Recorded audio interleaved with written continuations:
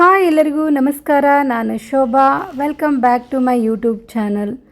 ಇವತ್ತು ನಾನು ನಿಮ್ಗೆ ಕಮಲ ಹೂವು ಹೇಗೆ ಹಚ್ಚೋದು, ಅದರ ಪ್ರೊಸೀಜರ್ ಹೆಂಗಿರ್ತೈತಿ, ನಾವು ಎಲ್ಲಿ ತರಿಸೀನಿ, ಯಾವ ರೀತಿ ಹಚ್ತೀನಿ ಅನ್ನೋದನ್ನು ನಿಮಗೆ ಡಿಟೇಲ್ ಆಗಿ ನಾನು ತೋರಿಸ್ತೀನಿ. ಟ್ಯೂಬರನ್ನು ತರಿಸಿ ಹಚ್ಚೋದ್ರಿಂದ ಹಿಡ್ಕೊಂಡು ಎಂಡ್ವರೆಗೂ ಅಂದ್ರೆ ಫ್ಲವರ್ ಆಗೋ ತನಕ ನಿಮಗೆ ನಾನು ಲಾಸ್ಟಿಗೆ ತೋರಿಸ್ಬೇಕು ಅಂತಂದು ಈ ವಿಡಿಯೋನ ನಾನು ಹಾಕಿದ್ದಿಲ್ಲ. ಈಗ ನಾನು ಈ ವಿಡಿಯೋನ ನಿಮ್ಮ ಜೊತೆ ಶೇರ್ ಮಾಡ್ಕೊಳಕತ್ತೀನಿ. ಅಮೆಝಾನ್ ಒಳಗೆ ನಾನು ಈ ಟ್ಯೂಬರನ್ನು ತರಿಸಿದ್ದೆ. 900 ರೂಪೀಸ್ ಬಿದ್ದು ನನಗೆ ಇವು 3 ಕಲರ್ ಅದಾವ ಅಂತ ಹೇಳ್ಯಾರ. ನನಗೂ ಸ್ವಲ್ಪ ಕಾಸ್ಟ್ಲಿನ ಅನಿಸ್ತು, ಆದರೆ ಏನು ಮಾಡೋಕ್ಕಾಗಲ್ಲ, ನನಗೆ ಬೇಕಾಗಿತ್ತು. ಅದಕ್ಕೆ ನಾನು ಒಂದು ಸಲ ಟ್ರೈ ಮಾಡೋಣ ಅಂತ ತರಿಸಿದ್ದೆ. ಯಾವ ಥರ ಇರ್ತೈತೆ ಅಂತ ನನಗೂ ಗೊತ್ತಿರಲಿಲ್ಲ, ಆದರೆ ಚಲೋನ ಬಂದಿದ್ದು ಎಲ್ಲ ನನಗೆ. ಈ ವಿಡಿಯೋನ ಲೇಟಾಗಿ ಹಾಕಾಕತ್ತೀನಿ. ಇದನ್ನೆಲ್ಲ ಮೊದಲ ವಿಡಿಯೋ ಮಾಡಿ ಇಟ್ಟಿದ್ದೆ. ಕಾರ್ನರಲ್ಲಿ ಇದನ್ನು ಸೆಟಪ್ ಮಾಡ್ತಾ ಇದ್ದೀನಿ. ಕಮಲ್ ಹೂವಿನ ಬುಟ್ಟಿನ ಮೊದಲೆಲ್ಲ ಲೇಬಲ್ ಮಾಡಿಕೊಂಡೆ ಒಂದು ಪರ್ಸಿ ಇಟ್ಕೊಂಡಿದ್ದೀನಿ ಸ್ಕ್ವೇರ್. ಅದ್ರ ಮೇಲೆ ಇದನ್ನು ಇಡೋಣ. ಮೊದಲು ನಾನೀಗ ವರ್ಮಿ ಕಂಪೋಸ್ಟನ್ನ ಹಾಕ್ತಿದ್ದೀನಿ. 1-2 ಇಂಚ್ ನಾನೀಗ ವರ್ಮಿ ಕಂಪೋಸ್ಟನ್ನ ಹಾಕ್ಕೊಂಡಿದ್ದೀನಿ. ಅದರ ಜೊತೆಗೆ ಒಂದು ಬೊಗಸೆಯಷ್ಟು ಉಸುಕ ಹಾಕಿದ್ದೀನಿ. ಇದು ಜಿಗಿಟ್ ಮಣ್ಣು. ಇದು ಗಣಪತಿಗೆಲ್ಲ ಯೂಸ್ ಮಾಡ್ತಾರಲ್ಲ, ಆ ಜಿಗಿಟ್ ಮಣ್ಣು ಆ ಥರ. ಕಮಲ್ ಹೂವಿಗೆ ಯಾವಾಗಲೂ ಕ್ಲೇ ಮಣ್ಣೇ ಬೇಕಾಗುತ್ತೆ. ನಾನು ತೊಗೊಂಡಿರೋ ಟಬ್ ಸ್ವಲ್ಪ ದೊಡ್ಡದೈತಿ. ನೀವು ಸಣ್ಣ ಟಬ್ ಒಳಗೂ ಇದನ್ನು ಬೆಳೆಸಬಹುದು. ಕಮಲ್ ಹೂವಿಗೆ ಭಾಳ ಮಣ್ಣು ಬೇಕಾಗೋದಿಲ್ಲ, ಬೇರೆ ಮುಣಗುವಷ್ಟು ಮಣ್ಣಿದ್ರೆ ಸಾಕಾಗ್ತೈತಿ. ಇದನ್ನ ಎಲ್ಲ ಲೆವೆಲ್ ಮಾಡ್ಕೊಂಡ್ಬಿಡೋಣ. ಇದು 3 ಇಂಚ್ ಮಣ್ಣು ತೊಗೊಂಡಿದ್ದೀನಿ. ಇಲ್ಲಿ ವರ್ಮಿ ಕಂಪೋಸ್ಟ್, ಸ್ಯಾಂಡ್ 2 ಸೇರಿ 2 ಇಂಚ್, ಮಣ್ಣು 3 ಇಂಚ್, ಎಲ್ಲ ಸೇರಿ 5 ಇಂಚ್ ಮಣ್ಣು ತೊಗೊಂಡಿನಿ. ನಾನಿಲ್ಲೀಗ ನೀರು ಹಾಕ್ತಾ ಇದ್ದೀನಿ. ಸದ್ಯ ಇದನ್ನು ಮಣ್ಣು ಮುಣಗುವಷ್ಟು ನೀರು ಹಾಕ್ತೀನಿ. ಇದೆಲ್ಲ ಮಣ್ಣು ಸೆಟ್ಲ್ ಆದಮೇಲೆ ಒಂದಿನ ಬಿಟ್ಟು ಪ್ಲ್ಯಾಂಟೇಷನ್ ಮಾಡ್ತೀನಿ. ಇಲ್ಲಿ ನಾನು ಕಮಲದ ಟ್ಯೂಬನ್ನು ನೀರಲ್ಲಿ ಹಾಕಿಟ್ಟಿದ್ದೆ, ಯಾಕೆಂದರೆ ನನಗದು ಬೇಗ ಪ್ಲ್ಯಾಂಟೇಷನ್ ಮಾಡೋಕ್ಕಾಗಿರಲಿಲ್ಲ. ಅದಕ್ಕೆ ನೀರಲ್ಲಿ ಹಾಕಿಟ್ಟಿದ್ದೆ. ಈಗೆಲ್ಲ ಲೀವ್ಸ್ ಎಲ್ಲ ಬಂದಿದ್ದಾವೆ ನೋಡಿ. ಒಂದು ವಾರದಲ್ಲಿ ಇಷ್ಟು ಗ್ರೋತ್ ಆಗಿದೆ. ಎಲ್ಲ ನೀರು ತೆಗೆದುಬಿಡೋಣ. ಈಗ ನಾವೀಗ ತಂದ ತಕ್ಷಣ ಮಾಡೋಕ್ಕಾಗಲಿಲ್ಲ ಅಂದ್ರೆ ನೀರಾಗ ಹಾಕಿಡಬೇಕು, ಹಾಗೆ ಇಡಬಾರ್ದು.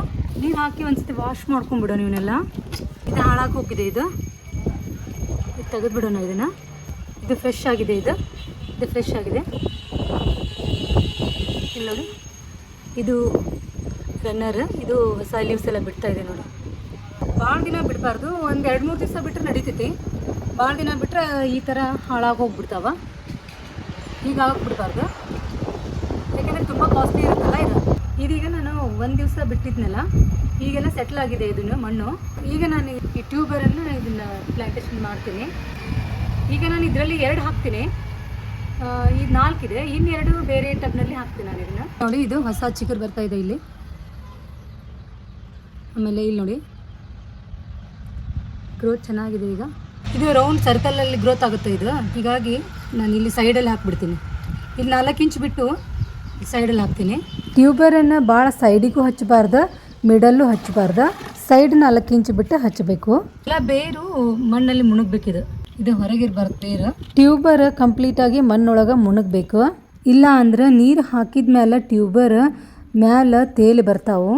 ನೀರು ಹಾಕುವಾಗ ಇದನ್ನು ಏನಾದರೂ ಒಂದು ನಾವು ಹಿಡಿಬೇಕಾಗ್ತೈತಿ ಇಲ್ಲಿ. ಯಾಕಂದರೆ ಡೈರೆಕ್ಟ್ ನೀರು ಹಾಕಿದ್ವಿ ಅಂದ್ರೆ ಅದು ಟ್ಯೂಬ್ ಎಲ್ಲ ಕಿತ್ಕೊಂಡು ಬಂದುಬಿಡ್ತೈತಿ ಮೇಲ್ಗಡೆ. ಹೀಗಾಗಿ ಇದನ್ನು ಸಾವಕಾಶ,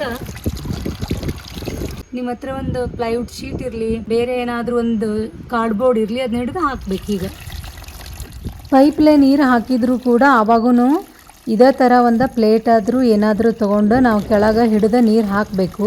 ಡೈರೆಕ್ಟ್ ನೀರು ಹಾಕಿದ್ರೆ ಪ್ಲ್ಯಾಂಟ ಕೀಳು ಚಾನ್ಸ್ ಇರ್ತೈತಿ. ಕಮಲದ ಗಿಡಗಳನ್ನು ನಾವು ಮಾರ್ಚ್ದಿಂದ ಅಕ್ಟೋಬರ್ವರೆಗೆ ಗ್ರೋ ಮಾಡಬಹುದು.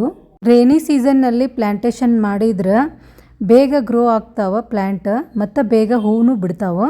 ಎಲೆ ಮೇಲ್ಗಡೆ ಕಾಣ್ತಾ ಇದೆ. ಇದು ಉಳಿದಿದ್ದೆಲ್ಲ ಮುಚ್ಕೊಂಡು ಬಿಟ್ಟಿದೆ. ಇದು 1 ದಿವಸ 2 ದಿವಸದಲ್ಲಿ ಮೇಲೆ ಬಂದುಬಿಡುತ್ತೆ ಅದು ಎಲೆ ಕೂಡ.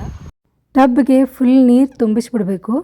ನೆಕ್ಸ್ಟ್ ಡೇ ಕ್ಲೀನಾಗಿ ತಿಳಿಯಾಗಿ ಕಾಣಿಸ್ತೈತಿ ನಮ್ಗೆ. ಒಳಗಿಂದೆಲ್ಲ ಎಲೆ ಎಲ್ಲ ಕಾಣಿಸ್ತೈತಿ.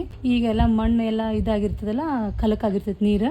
ಅದಕ್ಕೆ ಈ ಥರ ಗಲೀಜು ಕಾಣಿಸ್ತೈತಿ. ಆದರೆ ನಾಳೆ ಅನ್ನೋದ್ರಾಗ ಎಲ್ಲ ಸೆಟ್ಲ್ ಆಗಿ ಕ್ಲೀನಾಗಿ ಕಾಣಿಸ್ತೈತಿ ನೀರು. ಈ ಥರ ಪಾಚಿ ಕಟ್ಟಿರ್ತೈತಿ ನೋಡ್ರಿ ಬುಟ್ಟಿಗೆಲ್ಲ ಸೈಡ್. ಸ್ಟಾರ್ಟಿಂಗ್ ಸ್ವಲ್ಪ ಬೇಗ ನೀರು ಹೊಲಸಾಗ್ತಾವೆ. ಮೇಲೆ ನಾವು ಅದನ್ನು ಸ್ಕ್ರಬ್ಲೆ ತೊಳೆದು ಕ್ಲೀನ್ ಮಾಡಬೇಕಾಗ್ತೈತಿ. ಎಲ್ಲ ಪಾಚಿ ಕಟ್ಟಿರ್ತೈತಿ ಸೈಡ್, ಅದನ್ನು ಕ್ಲೀನ್ ಮಾಡ್ಕೋಬೇಕಾಗ್ತೈತಿ. ಕ್ಲೀನ್ ಮಾಡಿ ನೀರೆಲ್ಲ ತೆಗೆದು ಮತ್ತು ಫ್ರೆಶ್ ನೀರು ಹಾಕಬೇಕಾಗ್ತೈತಿ. ಇದು ಫಿಶ್ ಟ್ಯಾಂಕ್ ಒಳಗಿಂದ ನೀರು ತೆಗಿ ಪೈಪ್, ಅಕ್ವೇರಿಯಂ ನೀರು ತೆಗಿ ಪೈಪ್ ಇದಿತ್ತಂದ್ರೆ ಇದ್ರಲ್ಲೇನ ನೀವು ಈಸಿಯಾಗಿ ನೀರು ತೆಗಿಬಹುದು.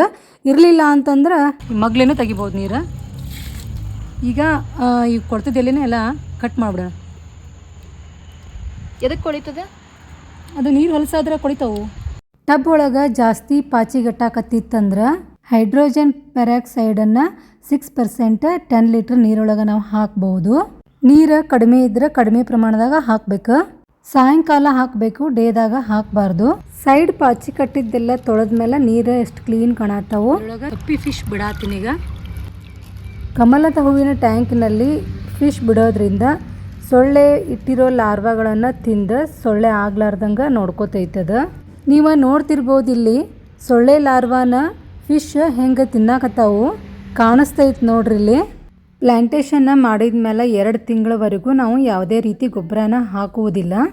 2 ತಿಂಗಳು ಆದಮೇಲೆ 1 ಟೀ ಸ್ಪೂನ್ DAP ತೊಗೊಂಡು ಪೇಪರ್ನಾಗ ಕವರ್ ಒಳಗೆ ಹಾಕಿ ಕಟ್ಟಿ ನಾವು ಮಣ್ಣೊಳಗೆ ಕೆಳಗಡೆ ಬುಡದಲ್ಲಿ ಇಡಬೇಕು. ನಾವು ಕಮಲದ ಟ್ಯೂಬರ್ ಹಾಕಿರೋದ್ರಿಂದ ಹೂಗಳು ಬೇಗ ಬರ್ತಾವ ಮತ್ತು ಎಲೆ ಕೂಡ ಬೇಗ ಬರ್ತಾವ. ನಾವು ಬೀಜ ಹಾಕಿದ್ರೆ ಸ್ವಲ್ಪ ಲೇಟ್ ಆಗ್ತೈತಿ, ಅದು ಟೈಮ್ ತೊಗೋತೈತಿ. ಹೂ ಬಿಡೋಕ್ಕೂ ಟೈಮ್ ತೊಗೋತೈತಿ, ಅದು ಚಿಗುರ್ಲಿಕ್ಕೂ ಟೈಮ್ ತೊಗೋತೈತಿ. ಈ ವಿಡಿಯೋನ ನಾನು ಲೇಟ್ ಮಾಡಿ ಹಾಕಾಕತ್ತೀನಿ, ಯಾಕಂತಂದ್ರೆ ಹೂ ಬಿಟ್ಟ ಮೇಲೆ ನಿಮ್ಗೆ ತೋರಿಸ್ಬೇಕು ಯಾವ್ಯಾವ ಕಲರ್ ಹೂ ಆಗ್ಯಾವ ಅಂತಂದು. ನನಗೆ 3 ಕಲರ್ ಹೂಗಳಂತ ಅವ್ರು ಹೇಳಿದರು. ಇಲ್ಲಿ ನೋಡ್ರಿ, ಲೀಫಿಗೆ ಕೋರಿ ಹುಳ ಆಗೈತಿ. ಇದು ಕೂಡ ಎಲಿನ ತಿಂತೈತಿ. ನಾವು ಎಲೆ ತಿರುಗಿಸಿ ನೋಡ್ಕೊತ ಇರ್ಬೇಕು. ಮಳೆಗಾಲದೊಳಗೆ ಸ್ವಲ್ಪ ಮೋಡ ಆಗಿರೋದ್ರಿಂದ ಅವು ಹುಳ ಅಟ್ಯಾಕ್ ಆಗೇ ಆಗ್ತಾವೆ. ಕ್ಲೀನ್ ಮಾಡ್ಕೊತ ಇರಬೇಕು. ಮತ್ತು ಕೊಳೆತ ಎಲೆಗಳನ್ನು ನಾವು ಆವಾಗವಾಗ ಕ್ಲೀನ್ ಮಾಡ್ಕೊತ ಇರಬೇಕು. ಈ ಕಮಲ್ ಹೂವಿನ ಟಬ್ಬನ್ನು ನಾನು ಡೈರೆಕ್ಟ್ ಸನ್ಲೈಟಲ್ಲಿ ಇಟ್ಟಿನಲ್ಲ, ಅದಕ್ಕೋಸ್ಕರ ಪಾಚಿ ಮೇಲಿಂದ ಮೇಲೆ ಬೆಳಿತೈತಿ. ಸನ್ ಶೇಡಿಗಿಟ್ರೆ ಅಷ್ಟೊಂದು ಬೆಳೆಯೋದಿಲ್ಲ. ಇದು ಇಲ್ಲಿ ನೋಡಬಹುದು ನೀವು, ಬಡ್ಸ್ ಆಗಕ್ಕೆ ಸ್ಟಾರ್ಟ್ ಆಗ್ಯಾವು. ಎಲೆ ಬೆಳೀತಾ ಇರ್ತಾವು, ಅದ್ರ ಜೊತೆ ಬಡ್ಸ್ ಬರೋಕ್ಕೆ ಸ್ಟಾರ್ಟ್ ಆಗೇ ಬಿಡ್ತಾವು.